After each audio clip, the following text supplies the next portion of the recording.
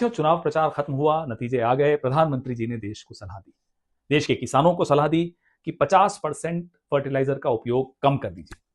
अब साहब, देश के वर्किंग क्लास को सलाह दी कि घर पे बैठिए, वर्क फ्रॉम होम कीजिए, पब्लिक ट्रांसपोर्ट का इस्तेमाल कीजिए, वाहन में तेल मत डलवाइए। देश के किचन्स को सलाह दी कि खाने का तेल कम से कम इस्तेमाल कीजिए। देश के नागरिकों को सलाह दी, सोना 1 साल तक मत खरीदिए। हम सबको सलाह दी, विदेश जाना बंद, 1 साल के लिए विदेश मत जाइए। प्रधानमंत्री जी, ये देश सोने के साथ एक अलग रिश्ता रखता है।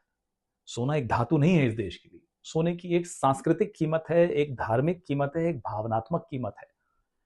बेटा हो या बेटी, पैदा होने से पहले माता पिता सोने की व्यवस्था करते हैं कि आगे चल के शिक्षा के काम आएगा, शादी के काम आएगा।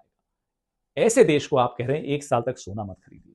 क्या वो शादी 1 साल के लिए टाल देगा? क्या वो शिक्षा 1 साल के लिए टाल देगा? किसानों को आपने बड़े आराम से कह दिया, साहब 50% कम कर दीजिए फर्टिलाइजर का उपयोग। क्या वो 50% खेत जोतेगा? पीएम प्रणाम योजना की असलियत हम भी जानते हैं, आप भी जानते हैं। 3 साल की योजना थी, 23 से 26। अभी कुछ महीनों पहले नड्डा जी ने संसद में खड़े होकर कहा कि पीएम प्रणाम योजना में कुछ नहीं हुआ। तो यानी कि फर्टिलाइजर का ऑल्टरनेटिव न्यूट्रिएंट्स की दिशा में कोई कदम नहीं उठाए गए। आग लगने के बाद कुआं कौन खोदता है प्रधानमंत्री जी? प्लानिंग नहीं थी।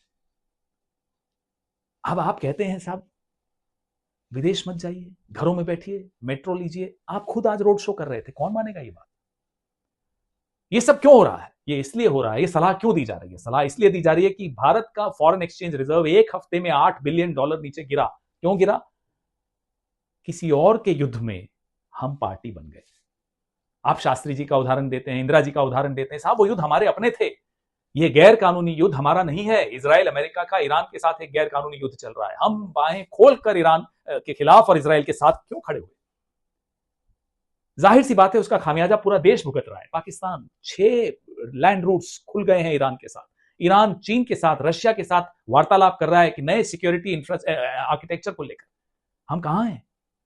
हम डोमेस्टिक पॉलिटिक्स में लगे हुए हैं कि साहब कैसे विपक्ष के खिलाफ एजेंसियां इस्तेमाल करें, पुलिस इस्तेमाल करें, कैसे पद से किसी को उतारें। क्या हो रहा है?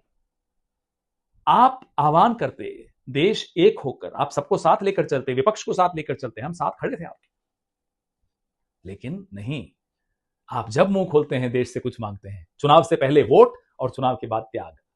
सारा त्याग देश करेगा। प्रधानमंत्री जी, आप क्या करेंगे?